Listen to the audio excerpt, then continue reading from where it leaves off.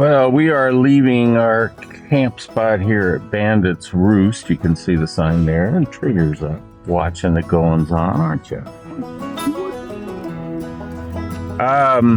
Yeah, if you missed the last video, so the spot was very cramped. I mean, we were practically on top of the people next to us, except that we could back up and have, you know, a little bit of privacy. It was, I would say it was better. You know, it wasn't like just parking gravel. We had trees and grass and all that, and wonderful people next to us. North Carolina, a rural part of North Carolina along the coast, and they made black-eyed peas that were awesome.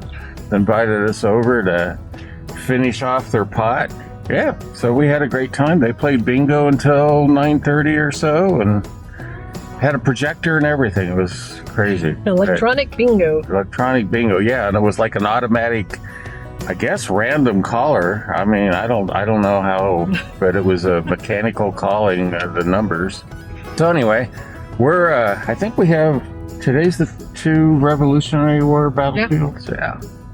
So I'm going to actually get off here because I have no idea where we're supposed to be going and which way to turn here. So we are at Kings Mountain National Military Park. I guess it's a state as well as a federal site here. And I don't know what to expect. They have a visitor center. Hopefully there's, you know, I'll get to give you guys a visitor center tour. But kind of interesting thing is Thomas Jefferson said, well, Carol, that this was the turn of the tide of success. Yeah, this Revolutionary War. The interesting thing is that there was not the British were involved here. It was basically American Patriots against American Loyalists. And also played an important part here was the fact that the Patriot militia was using rifles, whereas the Loyalists only had muskets. They could load 3 times faster, but they weren't as accurate, and especially they're only accurate maybe out to 100 yards. Supposed to be an interesting battle. I don't know what we'll find out, but it was in 1780. 1780, yeah. Yep. All right. We'll see you probably at the visitor center. Hopefully it'll have something worthwhile. All right. All right, so made it to Kings Mountain Visitor Center. So it's saying that 243rd battle anniversary, and they may have stuff going on. Living history encampment, weapons demonstrations. Huh, well, we'll find out about that. Okay, camps are open 9 to 3. Huh, cool. Might actually get to see something here. The visitor center. Oh boy. Glare is awful, but sort of, I guess, the guns and wear of the time. This looks like a musket. So that's an essentials bag. It's got his tomahawk or axe. The red coats, that's definitely a musket. I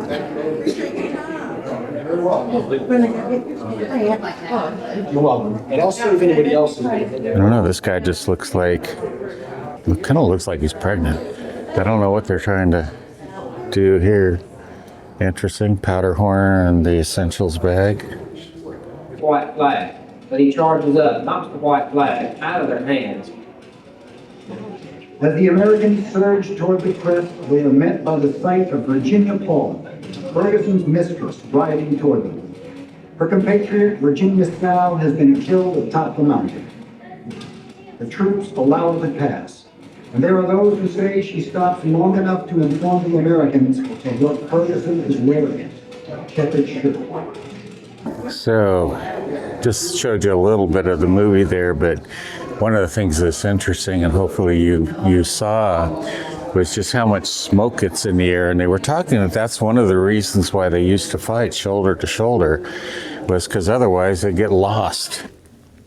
Those are, If you'd like to read it, I'll go slowly and you can pause at different places. red coats, or if they have a red coat, I know they're in white, they're blue, blue and red. It's not a minute. It's about to pretty good, look. No, it's not. The axe or hatchet, I don't know what you'd call these. Knives. That's a beautiful gun. The wood on it back there. This is like being in the woods. Now this is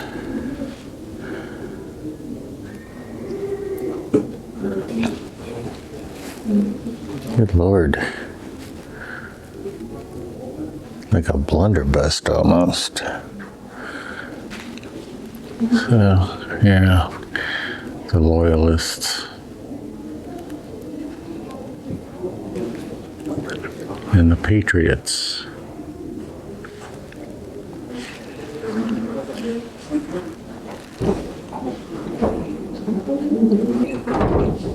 So Ferguson is shown here in his uniform of Captain of Light Infantry, 70th Regiment of Foot. He was said to be the best shot in the British Army. Ferguson rifle. Kind of like they've created a forest with curtains and such in here.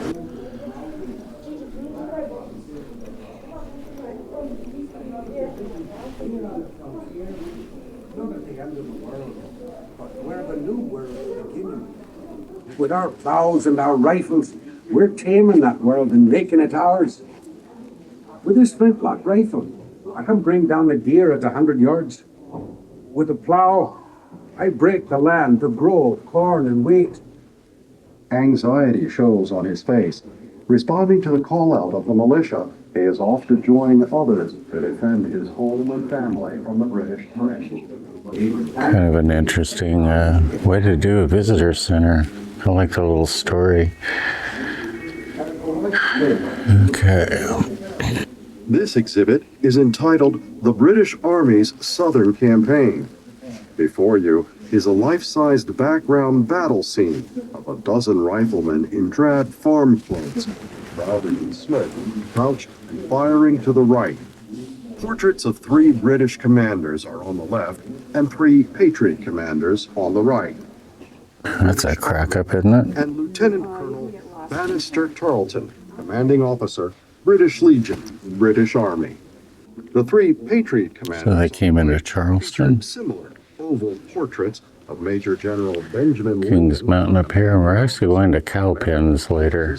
Charleston, South Carolina, Major General Horatio Gates, Right. commanding officer, American. That's a pretty nice visitor center. So these talks sort of start when you go inside the little container room. They're like little ovals. Dutch holster pistol. Yeah, so everything was single shot. Back in those days, there was no 6-shooters or anything. Look at that sword. My gosh, that's over 4 feet long. So, This large illustration is titled Patriot Militia. It shows 3 men fighting from different stances protected by a tree. One of these men is braced against a gnarled tree trunk, aiming his rifle to the right. At the left are 2 illustrations of other men. Tan hunting frock fires his flintlock to the right. Behind him, to the left, a man in a long blue coat leans to his left, holding a rifle at the ready. Each man has a scrap of white paper or cloth in his hat, identifying them as members of the Patriot troops. The soldier with a musket is able to load and fire about 3 times for every 1 shot of the rifleman. The rifle, however, can hit a target at twice the range of the musket. Ferguson's chosen place for battle, it was more assailable by the rifle than defensible with the bayonet. Kings Mountain, from its height, would have enabled us to oppose a superior force with advantage had it not been covered with wood which sheltered the Americans and enabled them to fight in their favorite manner. Showing a Loyalist bayonet charge here. We need to get outside and see some of the reenactors and stuff that are out here. It could be kind of cool. Okay, so we're on the battlefield trail here. And as I showed you earlier, I think we're missing the demonstration of the firearms. So, trained soldiers are going to get a simple command: prime and load. Do you think you guys are ready? Don't miss a step. Company, prime and load. Make sure the pan's open. Make sure it's on half cock. Slap that cartridge box. Pull out paper cartridge. Tear it. Go ahead and prime. Don't wait. Shut the pan. Don't spill any powder either. Pour the powder in the barrel loose. Paper and ball on top of it. Draw your rammer all the way out. Ram that charge all the way down. Don't lose the rammer. You want to pull it out, stow it again, bring the weapon back to your shoulder. How long did that take you guys? Today's we're going to talk about a little bit of the tactics that were used here at Kings Mountain, and these tactics are driven heavily by the difference of weapons. There were two major types of weapons used at Kings Mountain. There were muskets and there were rifles. Everybody has this romantic notion that the Revolutionary War was won by the Americans' fortitude and use of the rifle, hiding behind trees and shooting and dodging out, while the British stood in line and shot in volleys and used the bayonet. There's a little bit to it, but the only real example in the Revolutionary War of where rifles really turned the tide of the battle and really played a really prominent role in the success is the Battle of Kings Mountain here in October 7, 1780. This is the Wild West. When you think of the Wild West, you think of the cowboys and the Indians and stuff. But this was the Wild West of the frontier, was this area right here. It was barely starting to be populated. We still had actions and engagements with the Cherokee Indian and that. So this was the Wild West. So he went into the Wild West and he heard that there was a group of Americans or Patriots, however you want to say it, in the western part of North Carolina, Tennessee, in that area. And he told them, he sent an emissary and told them, said, hey, you're either going to come back to the fold of the British and the king, or we're going to come up there and lay waste to your farms and families with fire and sword. Well, I don't know if where y'all are all from, but you don't come to a bunch of good old boys' houses and threaten. It doesn't happen today. Law enforcement's learning that lesson now. They should have learned it 250 years ago. You don't go and make people mad on their own territory. So these Americans, Patriots in western North Carolina, what's western Virginia, and what will turn out to be Tennessee, voluntarily said, hey, we need to go stop this game. So the American force that followed this battle was not authorized by the American government. It was not authorized by the commanding general here in the South. It was not authorized by George Washington. They didn't even know this was happening. So about 500 or 600 men from over the mountains, from western Virginia, from Surrey County, Yadkin County, North Carolina, all start converging on Patrick Ferguson. Patrick Ferguson is the only English national person here. Everybody else that fights in this battle is from America. So he occupies the top of the hill with his 900 men. They put up a little light fortification with wagons and that sort of thing. The Americans approach in the middle of the night on a rainy night. Rain's important in this battle. A rainy night, they approach, they come up on the 7th, they encircle the mountain, the battle begins.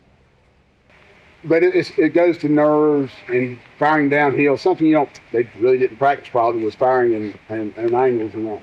So the Patriots weren't wounded as much, so the British had to use what they knew worked, was the bayonet charges.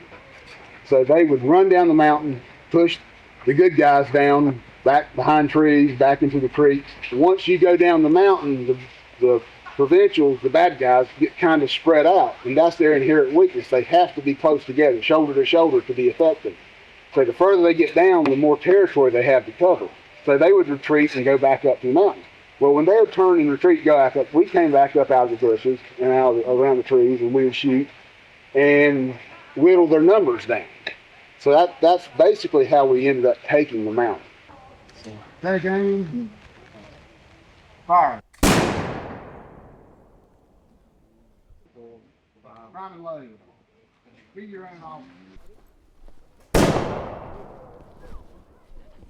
So we're coming up to a reenactors camp here, and they do try to generally be pretty authentic.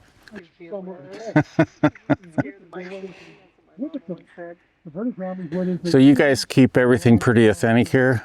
We do the best we can. I mean, there are things I could point out, but you may not even realize aren't historically accurate. Yeah, we try to do an interpretation that is, respectfully recreation of how camp life would have been. This would be not like a regular militia, because they would have just had what they carried. Yeah. Not that much. So it would have the cast iron and stuff. You're right. So the story that Mr. Frank likes to tell is that I was a farm nearby that was sensitive to the rebel cause and, brought out my irons and everything to feed the militia. So that's what he says. All right, so we're coming up to another encampment. I guess there was a lot more people here, but this is the last day, and like most camps, they take off. And probably wouldn't be a lot of women at this battle either. Oh, it's good to see people doing the hard work. Washing dishes, huh? I liked it. Yeah, it's kind of cool. You like dressing up like that? Yeah. It's pretty cool. Yeah, I've seen reenactments before, and they do try to keep it real as much as possible. So, well, that's a gorgeous gun. Wow.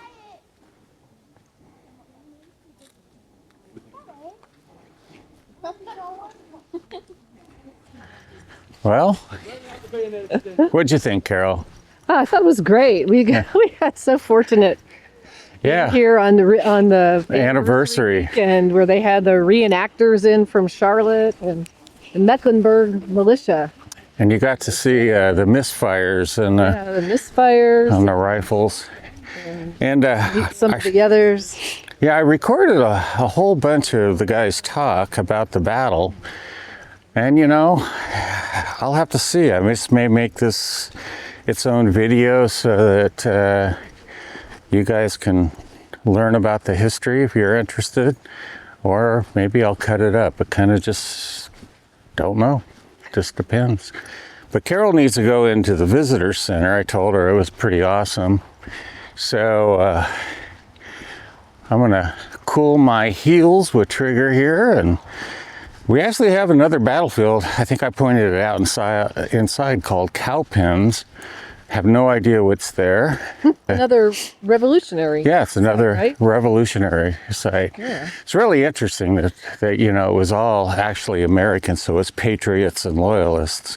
So it's kind of like a precursor to the Civil War. Yeah, sort of. Sort of the same thing. So What I thought was really interesting that I didn't realize is that the Patriots, they just got together and came out to the fight. I mean, there wasn't anybody in charge of them. They didn't, the officials and the officers and General Washington and all those people didn't even know anything about it. yeah, that's pretty amazing, actually. They just okay, we're going to defend our area. Our area here. All right, we'll see you at the next one. Okay.